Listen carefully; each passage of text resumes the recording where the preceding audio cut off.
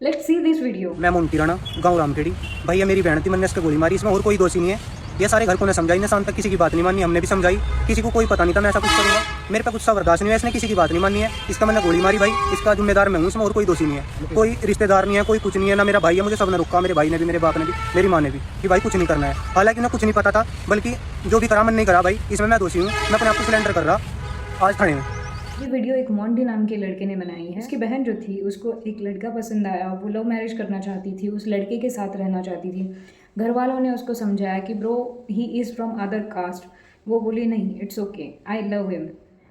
Police के सामने उसके भाई ने उसको गोली मार दी। ये वीडियो उसने सोशल मीडिया पे डाली और बताया कि सी मेरी बहन को हम लोगों ने समझाया, उसने नहीं सुना तो मैंने गोली मार दी। इसमें दूसरों का कोई दोष नहीं है, इसमें सिर्फ और सिर्फ मेरा दोष है। भाई मोंटी, तेरे को लगता है कि ये सिर्फ और सिर्फ तेरा दोष है, बट सिर्फ और सिर्फ तेरा दोष नहीं है यहाँ पे। मोंटी तू शरीर से बड़ा हो गया, बट दिमाग से तू अभी भी इन्फ्लुएंस्ड है पेट्रियार्की से। तुझे और तेरे साथ वालों को ऐसा लगता है कि अगर लड़की ने दूसरे कास्ट में शादी कर ली तो हमारा धर्म भ्रष्ट हो जाएगा। ये दोष बस तेरा नहीं है, ये दोष है तेरे माँ बाप का, ये दोष है तेरी सराउंडिंग का, ये दोष है जैसे तेरे को कंडीशनिंग मिली है उस चीज़ का। अगर घर में सिर्फ और सिर्फ कास्ट की बातें कर रहे हो, अगर अपने मोहल्ले में, अगर अपने सराउंडिंग में बस और बस हम कैसे बड़े हैं, हमारे घर में कैसे लोग होते हैं, हम कैसे उच्च हैं, बाकी सारी कैसे नीच है, ऐसी बातें हो रही होगी, तो तुमसे दूसरा आउटपुट मिलना या फिर उसकी अपेक्षा करना ही गलत है मोंटी। पर मेरे को एक बात बता मोंटी, तेरी बहन तो बस प्यार कर रही थी, तो प्यार करने से तेरे को ऐसा क्यों लगता है कि तुम्हारा धर्म या फिर तुम्हारी कास्ट भ्रष्ट हो जाती? तुमने अपनी बहन के ऊपर अपने घर की इज्जत डाल दी। तुम्हारे घर के जो पेपर्स बनेंगे, जो जायदाद बनेगी, उसमें तुम्हारी बहन का नाम था। अगर उसमें उसका नाम नहीं था तो घर की इज्जत का पूरा बोझ उसके ऊपर क्यों डाला मोंटी? क्यों हमेशा सीता को ही रावण उठा के ले जाता है? अगर रावण को इन भाइयों से ही लड़ना है तो लक्ष्मण को उठा के ले जाए। नाक किसने कापा? लक्ष्मण ने। उठा के किसको ले गया? सीता को। क्यों क्यों है औरतों पे घर की इज्जत का बोझ?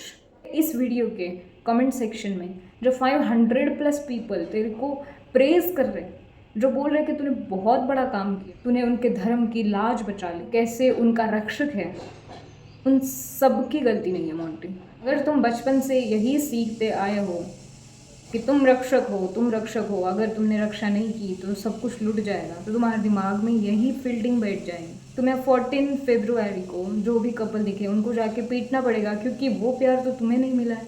तुमको पता ही नहीं है प्यार क्या होता है, तुमको बस रिस्पॉन्सिबिलिटी पता है, और वो रिस्पॉन्सिबिलिटी भी तुम खुद से नहीं ले रहे हो, नॉट आउट ऑफ रिस्पेक्ट, तुम पे डाली गई है consciously, subconsciously, from so many years, बचपन से। अब एक मोंटी ने एक खून के बाद सरेंडर किया, उसके कमेंट सेक्शन में 500 प्लस और मोंटी बैठे हुए हैं जो सेम इस मोंटी की जैसे सोच रखते हैं। उनकी बहनों को बाहर की दुनिया से तो लड़ना बहुत दूर की बात है, उनको घर से धोखा है, उनको अपने भाई से धोखा है, उनको अपने बाप से धोखा है। क्या करे वो बहनें? अगर उन्होंने गलती से खुद के बारे में सोचा और प्यार किया तो उनका भाई उनकी जान ले सकता है।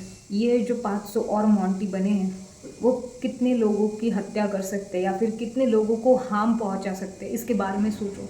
और ये सिर्फ एक वीडियो के कुछ लोग हैं। काश मोंटी, काश तेरे को तेरे धर्म का मतलब समझ आता।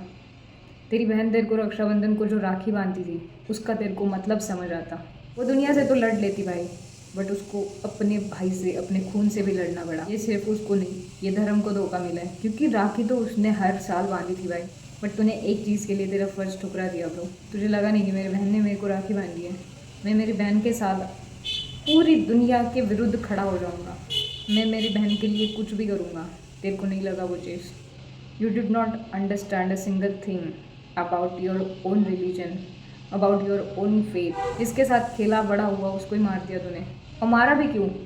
क्योंकि उसका दिमाग चल रहा था, वो खुद के फैसले खुद लेना चाहती। मोंटी यार तेरी गलती नहीं है। तेरे को जो लगता है कि औरत तेरी प्रॉपर्टी है, घर वाली सारी औरतें दब के रहनी चाहिए, ये सिर्फ तेरी गलती नहीं हो सकती। तुम्हारे घर में वैसा माहौल होगा, तुम्हारे पापा कहीं ना कहीं पे अपनी मम्मी पे रोड झाड़ते होंगे, तुम्हारे दादाजी, ताऊजी, नाना जी, काका जी, मामा जी सब अपनी पत्नियों को मारते होंगे। उनको लगता होगा कि नहीं, पत्नी तो अपने लेवल से बाहर नहीं जानी चाहिए, पत्नी किचन में ठीक है। तो I know it's not just your fault Monty, तुमको बचपन से यही सिखाया गया है, तो तुम यही सीख के बड़े हुए हो, तुम्हारी परवरिश यही हुई है। तुमको बताया गया है कि औरत तो पैरों की धूल है ब्रो, तो तुम वही करोगे ना। मोंटी तुमको तो सज़ा होगी, तुम्हारे जैसे बाकी मोंटी जो घूम रहे हैं उनका क्या कर सकते बोलो, जिनके ऊपर उनकी बहन का बिलीफ है कि यार मैं तो इसको राखी बांधती हूँ, ये तो मेरी रक्षा करेगा, उनका क्या करे बोलो। Girls you need to understand there are a lot of monties out there, सिर्फ भाई के रूप में नहीं आएंगे, हर किसी के रूप में आएंगे। So be very careful and don't believe this kind of people. You have to understand the laws and you have to get the help from the laws, क्योंकि ये जो जानवर मोंटीज़ है ये अभी भी घूम रहे हैं और इनका ब्रेन वॉश हो चुका है। इनको एक्चुअल में लगने लगा है कि ये हमको सेल कर सकते हैं, इनके प्रॉपर्टी है हम।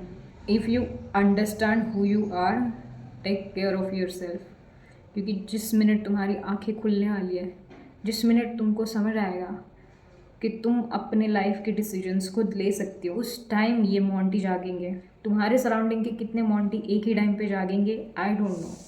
सो take care of your self. बाकी RIP to the girl, you are so brave, you are so brave that you understood what you want and you stood for it, and you have taught us some very important things we should know.